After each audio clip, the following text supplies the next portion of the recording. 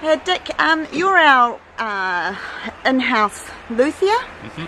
for the Michael Hill International Violin Competition, and we've been experiencing very cold weather down here in Queenstown, especially the first few days. Yes. How does cold affect the violin?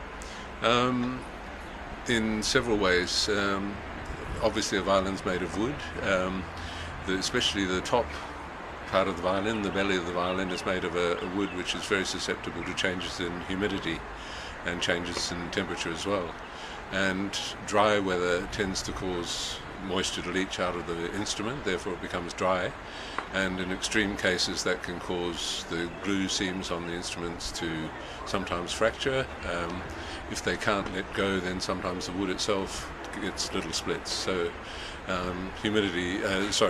opposite, the dryness is a real enemy of violins, past a certain point. And have you had some of the competitors come to you with concerns or talk to you about this? Fortunately, this year so far, most people their violins seem to be in a really healthy state. The previous competition where I was here also, there were a lot of people who had violins where glue joints were starting to come undone, and that can cause the instrument to buzz, it can cause it to lose sound quality. Another important aspect for a violin, obviously, because it's tuned with wooden pegs, is that the wood shrinks, or the pegs shrink often, and pegs start slipping, which is disastrous, obviously, because the instrument goes out of tune. And so you have to address that. And I remember in one extreme case I had to refit a peg to a violin, very expensive violin, because the original peg just simply wasn't holding. But that's rare in a competition like this, because most people have very good violins that are well maintained. But nevertheless, there's always a risk. And people just simply don't quite appreciate coming to New Zealand, that a place like Queenstown can be so dry.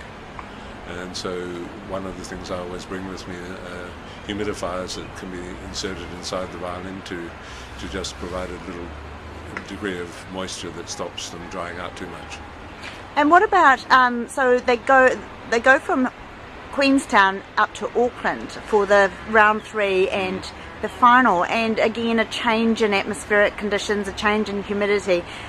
Will you be having a look at them again for those 6? Well, fortunately, because I live in Auckland, I have my main workshop in Auckland, I make myself available. So of course Auckland, as you know, is very, very humid, relatively speaking, and that causes similar or different problems. Generally it's better for the violin, but if it's been adjusted for dry conditions, then the wood starts to swell, so the sound post, which is a very important component, a little dowel-like piece of wood inside the instrument, becomes too tight. So sometimes that has to be adjusted so it's putting less pressure on the instrument. Another thing that doesn't affect the violin especially, but the bow, is that the horsehair is also very susceptible to changes in moisture, and when it's dry it becomes tighter, and when it's moist and humid as it is in Auckland, then it stretches and becomes sometimes too loose. And so that means that when you tighten the bow hair to play it, there's not enough range of adjustment to tighten the hair sufficiently. That's an extreme case, but it's a change that everyone notices. And it's something that soloists who travel around the world just simply have to learn to live with. It's part of their technical expertise that they can deal with perhaps an instrument that isn't performing to its optimum because of sudden humidity changes. Temperature is a similar thing, but because we play inside and most venues are heated to a reasonable degree, that's not such an issue.